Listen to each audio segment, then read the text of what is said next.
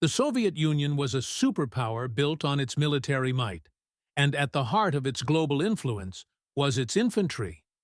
Armed with an arsenal of weapons designed for reliability, simplicity, and mass production, Soviet infantry weapons became some of the most iconic and widely used in history. Today, we're taking a closer look at the infantry weapons of the Soviet Union. We begin with the backbone of Soviet infantry: rifles. During World War II and the early Cold War, the Mosin-Nagant bolt-action rifle was a standard-issue weapon.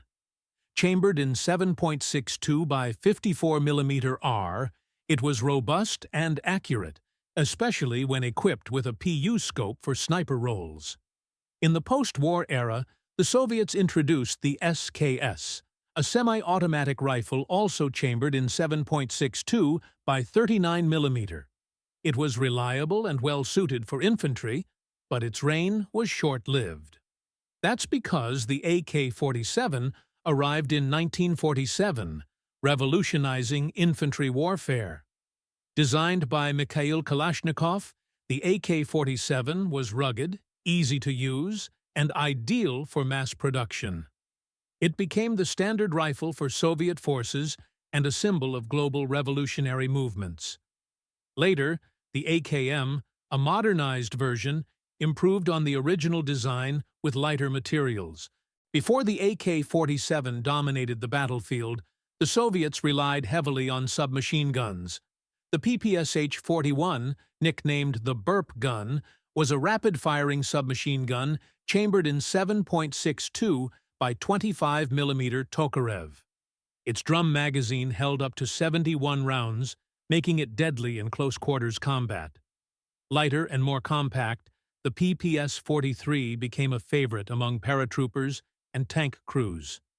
Its simple design made it easy to produce and maintain, reflecting the Soviet preference for efficiency. Machine guns played a critical role in Soviet infantry tactics.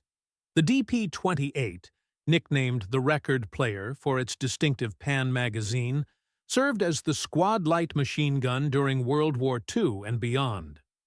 Chambered in 7.62 by 54 mm R, it was durable but cumbersome. By the 1960s, the PKM replaced older designs. Lightweight, reliable, and chambered in the same 7.62 by 54 mm R cartridge, the PKM became one of the most successful general-purpose machine guns still in use today across the globe. For personal defense, Soviet officers and tank crews relied on pistols. The Tokarev TT-33, chambered in 7.62 by 25 mm, was the standard sidearm during World War II. Though reliable, it was eventually replaced by the Makarov PM, adopted in 1951. Compact, durable, and chambered in 9 by 18 mm Makarov, the Makarov PM became a hallmark of Soviet sidearms. Against armored threats, Soviet infantry had several options. During World War II, the PTRD-41 anti-tank rifle was used to disable early tanks. However, as armor improved, this role was taken over by rocket-propelled weapons. The RPG-7, introduced in the early 1960s, became the iconic infantry anti-tank weapon of the Cold War. Simple, cheap, and devastatingly effective, it was used not only by Soviet forces, but also by insurgents and militaries around the world. To support infantry on the battlefield, the Soviet Union relied heavily on mortars. The 82 mm BM-37 mortar and its successors provided portable, high-explosive firepower for Soviet units, allowing them to engage enemies at range and suppress fortified positions. The weapons of the Soviet Union weren't just tools of war. They were symbols of a military doctrine that emphasized practicality, mass production, and effectiveness. Many of these designs, especially the AK-47 and RPG-7, continue to shape conflicts around the world today. The Soviet Union may no longer exist, but its weapons have left an indelible mark on history and continue to influence military technology and strategy. The weapons of the Soviet Union weren't just tools of war.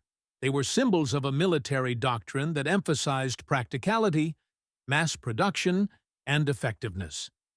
Many of these designs, especially the AK-47 and RPG-7, continue to shape conflicts around the world today.